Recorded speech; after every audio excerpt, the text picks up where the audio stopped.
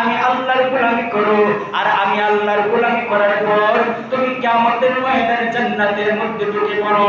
আর জান্নাতের মধ্যে কারা ঢুকবে? আমার নবীজি জানায় দেন, দুনিয়ার জমিনে যারা আল্লাহকে ভয় করেছে, আমার নবীজি জানায় দেন, দুনিয়ার মধ্যে যারা আমার আল্লাহর গোলামি করেছে, কাল কিয়ামতের ময়দানে তারাই প্রকৃত জান্নাতের মধ্যে ঢুকবে। আমার নবীজি জানায় দেন, এই দুনিয়ার জমিনে যদি আমার আল্লাহর গোলামি যদি করতে পারো, আমার আল্লাহ তাআলা কাল কিয়ামতের ময়দানে জানায় দেন, তোমাদের আমলনামা যখন ডান হাতের মধ্যে দেওয়া হবে, ডান হাতের মধ্যে দেওয়ার পর সেই ব্যক্তিটা এমন ভাবে লাফাইতে থাকবে, দুনিয়ার মধ্যে থাকার পরে যেমনি ভাবে সেই ব্যক্তিটা খুশির মধ্যে থাকে, সেই ব্যক্তির মনের মধ্যে যখন আনন্দ থাকে, সেই ব্যক্তিটা যেমনি ভাবে লাফাইতে থাকবে, কাল কিয়ামতের ময়দানেও সেই ব্যক্তি দ্বিগুণ ভাবে লাফাইতে থাকবে। আর মানুষের কাছে আমলনামা গুলো নেওয়ার পর বলবে, দেখ দেখ, আমি দুনিয়ার জমিনে আল্লাহর গোলামি করেছিলাম, আমার আল্লাহ এই কিয়ামতের ময়দানে আমার আল্লাহ আমার হাতের মধ্যে, ডান হাতের মধ্যে আমলনামা দিয়েছে।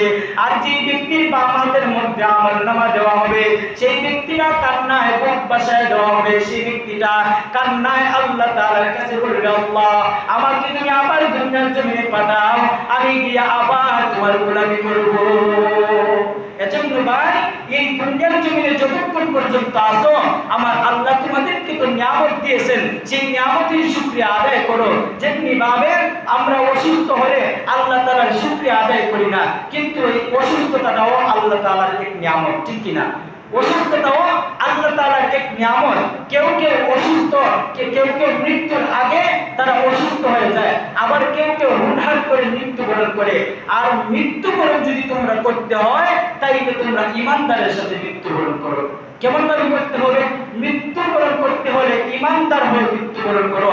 আর মৃত্যুর যন্ত্রণা যেই ব্যক্তি মৃত্যুবরণ করেছে, সেই ব্যক্তি ছাড়া কেউ জানে না। কেউ কি জানে? আমরা কি একবার মৃত্যুবরণ করেছি? না, আমরা মৃত্যুর যে কষ্টগুলা আমরা একটাবারের জন্য অনুভব করি না, এমনকি একটাবারের জন্য চিন্তা ভাবনাও করি না।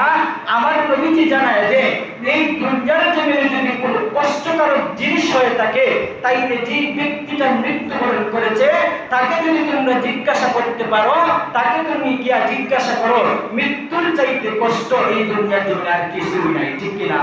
মৃত্যুর চাইতে এই দুনিয়ার জমিনে আর কষ্ট কিছুই হইতে পারে না। একদিন ঈসা আলাইহিস সালাম তিনি রাস্তা দিয়ে হাঁটাচলা করতেছেন, রাস্তা দিয়ে হাঁটা চলার পর তিনি কবরের পাশ থেকে তিনি তাকাইতে লাগলেন।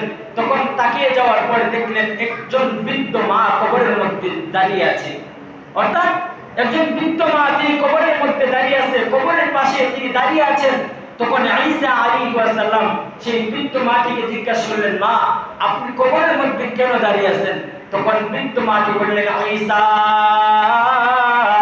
তুমি আমার সামনে তুমি চলে আসছো, ভালো হয়েছে। ঈসা তোমাকে আল্লাহ তাআলা তো এমন অলৌকিক শক্তি দিয়েছেন যে তুমি দুনিয়ার জমিনে যদি কোনো মানুষ মৃত্যুবরণ করে তাকে তুমি আবার জীবিত করতে পারো। ঈসা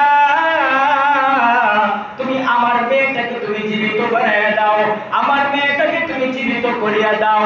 কয়েকদিন আগে আমার মেয়েটা মৃত্যুবরণ করেছে, আমি শুধু এক কথাটাই জানতে চাই, আমার মেয়েটাকে আমি শুধু জিজ্ঞাসা করব, আমার মেয়েটা কবরের মধ্যে কেমন আছে? ঈসা আলাইহিস সালাম তখন সেই বৃদ্ধ মাতার কথা শোনার পর